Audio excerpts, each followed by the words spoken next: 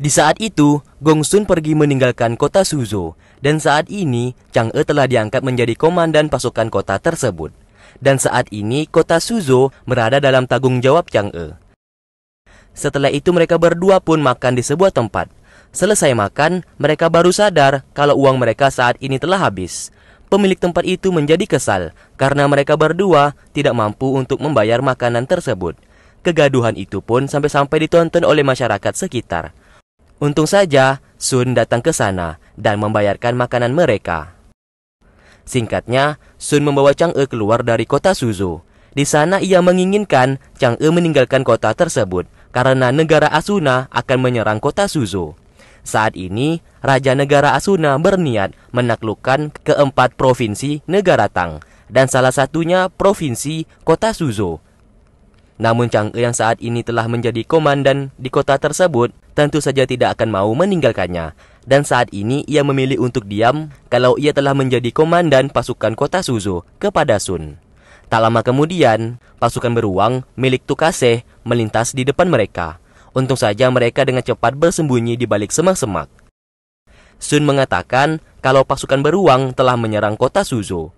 Mendengarkan hal tersebut, Chang'e dengan cepat kembali untuk mengabarkan berita itu kepada Gongsun.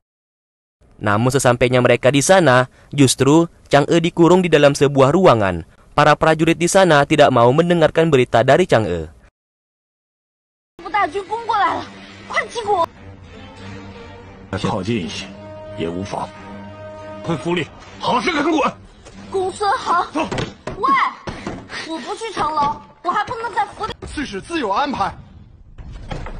Tak lama kemudian, Gongsun beserta prajurit setianya yang bernama Su Fang datang menghampirinya. Chang'e terus saja memberikan informasi mengenai pasukan beruang milik negara Asuna yang telah menyerang kota Suzhou. Namun sikap Gongsun justru terlihat santai. Faktanya, pasukan beruang saat ini telah berhasil dikalahkan oleh Gongsun.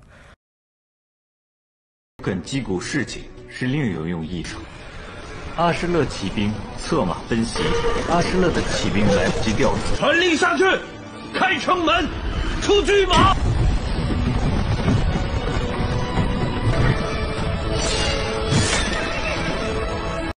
Chang'e dan Lukma merasa bersyukur karena Gongsun berhasil memenangkan peperangan tersebut. Di sini Gongsun merasa senang melihat perhatian Chang'e terhadap kota Suzhou miliknya. 燃起狼烟，士兵喊：“刺史还真是厉害。”是什么？虚张声势。 Singkat cerita, Chang'e memberikan surat gulungan berisikan peta kota Suzhou yang telah ia gambar sendiri. Di sini Gongsun mengatakan kalau pasukan beruang pasti akan menyerang untuk yang kedua kalinya. Maka dari itu, ia membutuhkan strategi perang yang baru. Chang'e pun memberikan masukan kalau ia berniat membuat bendungan air di kota Suzhou. Dan setelah itu, Chang'e berencana menggiring pasukan beruang untuk berada di atas sungai yang sudah surut. Dengan begitu, bendungan yang telah terbuka akan membuat sungai itu terisi air dan menenggelamkan pasukan beruang nantinya. Mendengarkan strategi tersebut, Gongsun lagi-lagi menjadi bangga kepada Chang'e dan akan menggunakan strategi perang tersebut.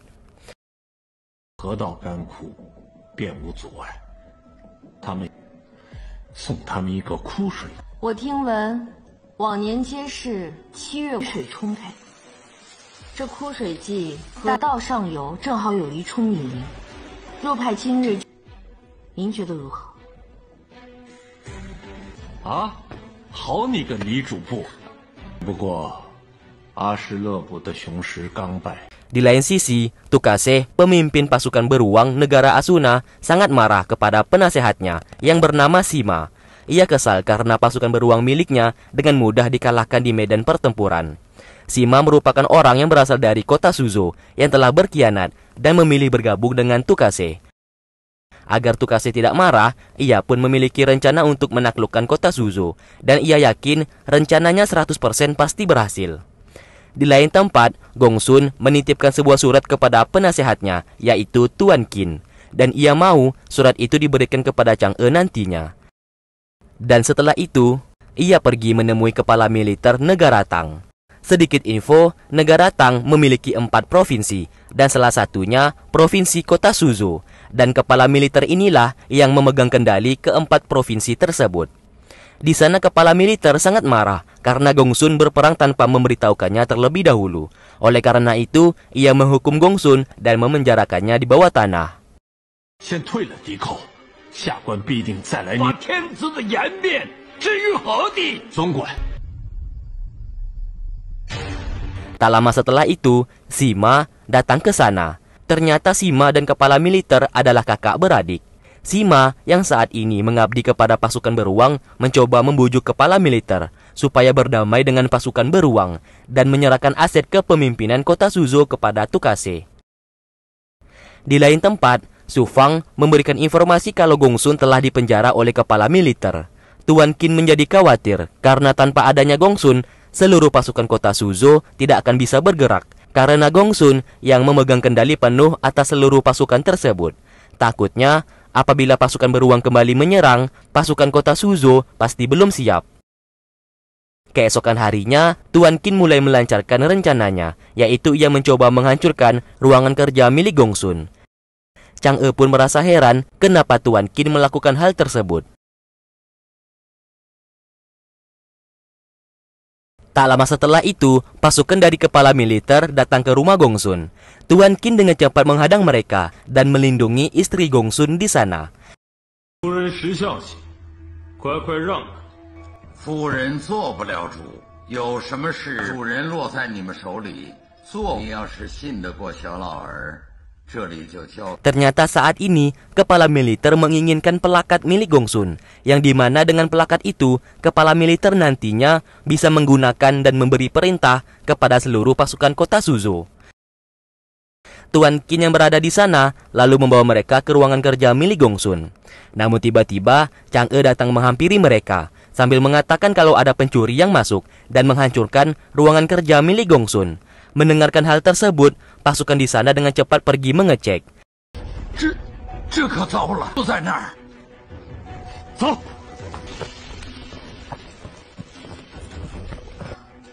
有搜。 Ternyata semuanya ini rencana dari Tuan Qin yang berusaha menyembunyikan pelakat tersebut dan berpura-pura kemalingan. Tuan Qin dan Chang'e pun berakting sambil mengatakan mungkin saja maling itu telah mencuri pelakat yang dicari oleh mereka. Pasukan yang berada di sana akhirnya pergi meninggalkan Tuan Qin. Singkatnya, Tuan Qin bercerita kalau pelakat itu sebenarnya tidak ada, dan selama ini seluruh pasukan kota Suzhou hanya mendengarkan perintah dari Gongsun saja. Selain Gongsun yang memberikan perintah, maka secara otomatis seluruh pasukan tidak akan mau bergerak. Di malam harinya, Tuan Qin memberikan surat dari Gongsun kepada Chang'e yang berisikan semua kendali dan komando seluruh pasukan berada di tangan Chang'e. Oleh karena itu, Chang'e akhirnya resmi menjadi komandan dan ia akan menjadi pemimpin peperangan nantinya. Setelah itu Chang'e menemui Su Fang dan ia memberikan misi kepada Su Fang untuk mengawasi gerak-gerik kepala militer. Dan setelah itu, Su Fang mulai melakukan misinya. Terlihat Sima lagi-lagi datang menghampiri kepala militer. Di sana Su Fang menguping pembicaraan mereka, yang intinya kepala militer akan berdamai dengan pasukan beruang dan menjual kota Suzhou kepada pasukan beruang. Namun, Su Fang justru ketahuan dan ia pun ditangkap. Sima lalu membawa Su Fang untuk disiksa. Terlihat tubuhnya pun sudah penuh luka, dan sesaat Sima hendak menempelkan bara api ke tubuhnya agar Su Fang mau buka mulut mengenai orang yang saat ini telah menjadi komandan kota Suzhou yang baru.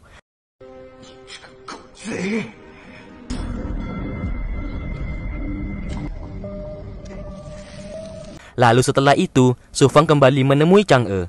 Di sana ia mengaku bersalah karena posisinya telah ketahuan. Chang'e yang hendak menolongnya justru dibius hingga pingsan oleh Su Fang.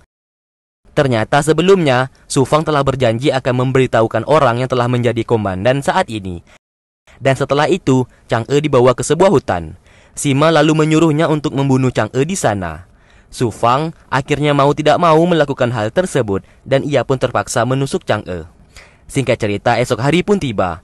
Terlihat beribu-ribu pasukan beruang yang diketuai oleh Tukase datang ke kota Suzhou.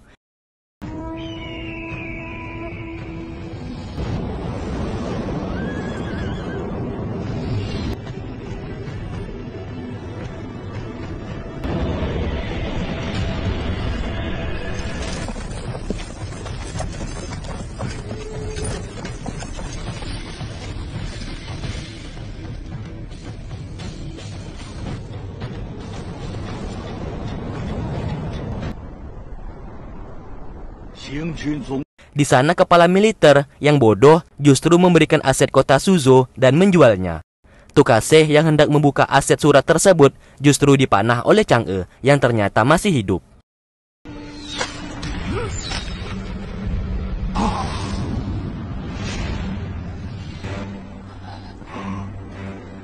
Tukase yang merasa kesal lalu membunuh kepala militer hingga tewas dan pertempuran pun terjadi.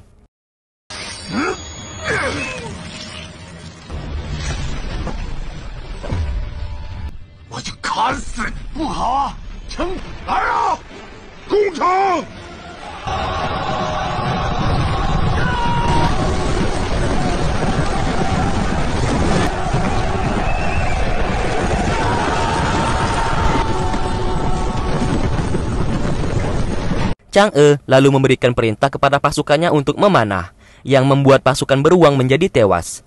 Tukase lalu mundur dari sana karena ia tak memiliki kesempatan untuk menang. Ternyata semuanya ini sudah direncanakan oleh Chang'e dan Su Fang sebelumnya. Chang'e sengaja berpura-pura tertangkap dan dibunuh oleh Su Fang di hutan kemarin agar bisa melabuhi Tukase. Setelah itu Chang'e menyuruh pasukannya untuk menggiring pasukan beruang ke tepi sungai. Tukase yang bodoh justru terpancing jebakan tersebut. Tanpa sadar, ia beserta pasukannya pun telah berada di tengah-tengah sungai yang sudah kering.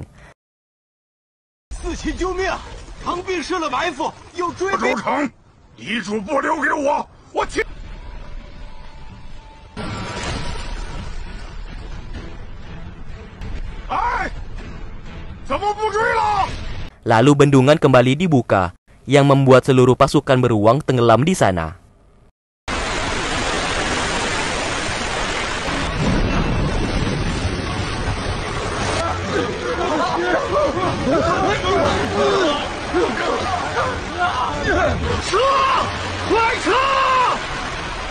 Singkat cerita, kini Gongsun telah bebas dan mereka semua sangat salut terhadap keberanian dan strategi perang milik Chang'e. Sampai-sampai Gongsun dan semua pengikutnya sujud di hadapan Chang'e.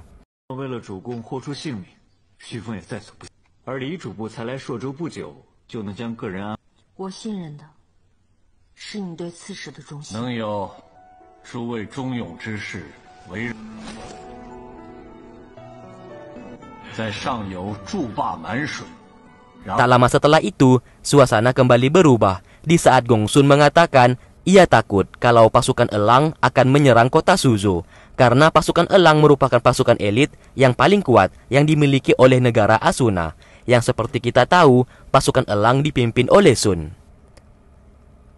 Chang'e yang baru mengetahui itu menjadi sangat merasa khawatir.